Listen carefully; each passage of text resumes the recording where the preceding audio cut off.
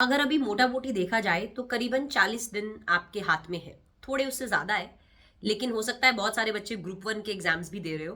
तो let's keep in mind कि आपके पास 40 डेज है और आप अभी प्रिपेयर कर रहे हो। तो आपको ऑडिट के सब्जेक्ट को कैसे प्रिपेयर करना चाहिए है, क्या डूज और क्या डोंट्स है। अभी आपके पास देखो अच्छे 40 डेज है, 40 डेज बहुत होते हैं। Each and every day counts, हर दिन काउंट करता है। तो अभी आपके एग्जाम्स में ये जो 40 डेज का टाइम बाकी है, इन डेज को आपको कैसे यूटिलाइज करना चाहिए, ऑडिट में आप क्या करो कि आपके लिए बेनिफिशियल होगा, ये सारी बातें हम इस वीडियो में करने वाले हैं। So let's get the video rolling. But video start करने से पहले क्या आपने इस चैनल को सब्सक्राइब किया? अगर नहीं तो कर लीजिए, क्योंकि इस चैनल पे बहुत सारे अब लगातार वीडियोस आने वाले हैं जहां पे मैं आपको स्पेसिफिकली ऑडिट के सब्जेक्ट की जानकारी और बहुत सारे रिविजनरी स्ट्रैटेजीज और बहुत सारे बेनिफिशियल वीडियोस आपके लिए यहाँ पे अपलोड होने वाले हैं। तो फटाफट जाकर चैनल को सब्सक्राइब कर लीजिए। चलिए let's get the video rolling. तो सबसे पहली बड़ी मिस्टेक जो बच्चे ऑडिट के सब्जेक्ट में करते हैं, जिससे बहुत ज्यादा प्रॉब्लम आती है, वो ये है कि बच्चे ना चैप्टर्स को रीड करते रहते हैं, जैसे रिवाइज करते रहते हैं। मैं ये नहीं बोलती रिवाइज नहीं करते, बच्चे चैप्टर्स को रिवाइज करते हैं पर एनफ क्वेश्चंस प्रैक्टिस नहीं करते। अब ऑडिट का क्या है ना कि कभी कभी आपको आंसर्स आते होते हैं, लेकिन क्वेश्चन इस तरीके से पूछे जाते हैं एग्जाम में, थोड़े ट्रिकी वे से पूछे जाते हैं कि आपको ये समझ में नहीं आता इसका आंसर क्या है। तो best way to deal with the subject is, जब आप एक चैप्टर को पढ़ो तो उसके क्वेश्चंस को आप तुरंत प्रैक्टिस करो। आप पुराने अटेम्प्ट्स के आरटीपीज, एमटीपीज, पीवाईक्यूज उठा लो और उससे क्वेश्चंस की प्रैक्टिस करो। उससे आपको एक आइडिया लगेगा कि क्वेश्चन एग्जाम में कैसे पूछे जाएंगे। अगर आप एमटीपीज देखते हो इस अटेम्प्ट के, मतलब सितंबर अटेम्प्ट, आपके मई अटेम्प्ट के एमटीपीज देखते हो, उससे आपको बहुत क्लैरिटी मिलेगी कि कैसे क्वेश्चंस पूछे जाते हैं एग्जाम में, थोड़ा सा यूज टू हो जाओगे। तो अगर आप वो नहीं कर रहे हो तो प्लीज करो, क्योंकि अगर आप ये नहीं कर रहे हो तो देखो दिक्कत आने वाली है। और अभी 40 डेज है, आराम से कर सकते हो। सेकेंड थिंग जो बच्चे नहीं करते हैं ऑडिट में, वो ये है कि ना आप ना वेटेज बेस्ड स्टडी करते हो।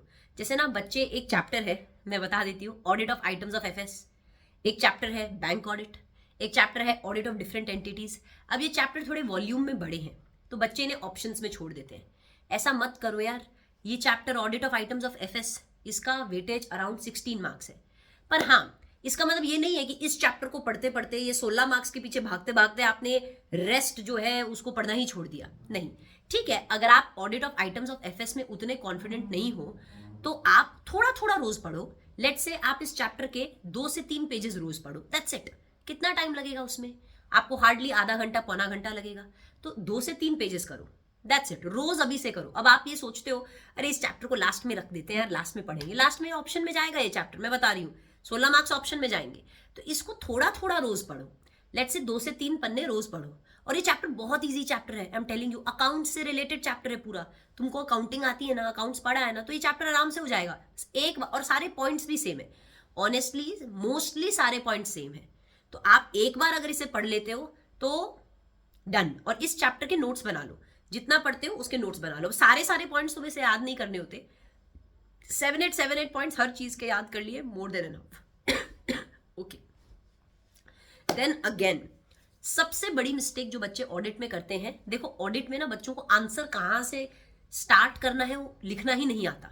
आई डोंट अंडरस्टैंड क्यों ऐसी दिक्कत आती है, क्योंकि अभी तक आप सारे आंसर्स इंग्लिश में तो लिखते हुए आए हो, इसमें कुछ अलग थोड़ी लिखना है।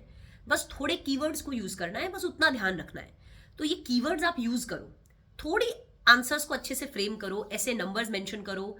तो आप रोज एक क्वेश्चन ऑडिट का लिखना स्टार्ट कर दो। जितना भी तुम पढ़ते हो उसमें से एक क्वेश्चन उठाओ और उसे लिखना प्रैक्टिस करो। एक क्वेश्चन भी लिखोगे तो एग्जाम से पहले 40 क्वेश्चन लिखकर हो जाएंगे, तो कॉन्फिडेंस लेवल ऑटोमेटिकली बढ़ जाएगा। अभी 40 डेज है, ट्रस्ट मी, ऑडिट एक ऐसा सब्जेक्ट है कि आप आराम से इसे कवर कर सकते हो। अभी 40 डेज में भी जितना भी बचा है वो सब कवर हो सकता है। और अगर आपको दिक्कत आती है तो मेरे बहुत सारे रिविजनरी वीडियोस अपलोडेड है, आप सबको पता ही होगा, आई एम श्योर आप सबको पता होगा। सिर्फ 2-3 चैप्टर को छोड़ के सभी चैप्टर्स पे मेरे रिविजनरी वीडियोस अपलोडेड है। और वो रिविजनरी वीडियोस ऐसे हैं कि अगर आप उनसे रिविजन कर लोगे तो अगर आपको कॉन्सेप्ट भी नहीं पता तो भी समझ में आ जाएगा। तो प्लीज समय का अच्छे से इस्तेमाल करें। एंड अगर आपके ऑडिट के, स्पेसिफिकली ऑडिट को लेकर अगर कोई भी डाउट है तो आप लोग मुझे यहाँ पे पूछ सकते हैं कमेंट सेक्शन में। I will be more than happy to guide you all. And आप लोग सोच रहे होगे मैडम इतने दिन से तुमने इस चैनल पे, अपने चैनल पे वीडियोस अपलोड नहीं किए हैं। मुझे थोड़ा सा मेरा हेल्थ इश्यूज चल रहे हैं जिसकी वजह से मैं अपलोड नहीं कर पा रही, but from now I will be regular and बहुत सारे इंपॉर्टेंट नोटिफिकेशंस एंड बहुत सारे इंपॉर्टेंट चीजें आपके एग्जाम रिलेटेड इस चैनल पे आने वाली है, तो स्टे ट्यून्ड। चलिए, all right, have a good day, see you, bye bye.